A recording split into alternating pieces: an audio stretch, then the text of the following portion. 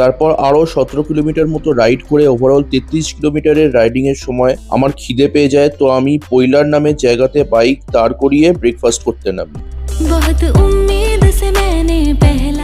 তো বন্ধুরা, সকাল সকাল বেরিয়েছিলাম, শুধু হালকা করে চা খেয়ে বেরিয়েছি, তাই এখন একটু খিদে পেয়ে গেছে। তাই মোটামুটি এখন 33 কিলোমিটার রাইড করার পর এখানে পৈলার বলে জায়গাটায় একটু হল্ট করেছি, একটু হালকা করে ব্রেকফাস্ট করে নেবো।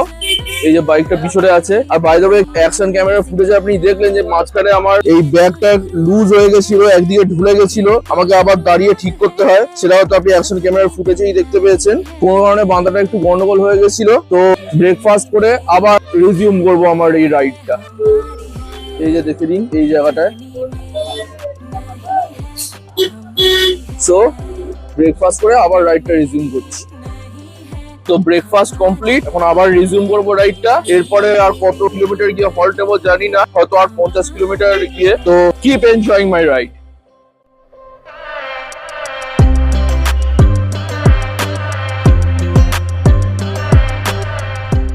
ব্রেকফাস্ট করে আবার কন্টিনিউ করলাম রাইডিংটা।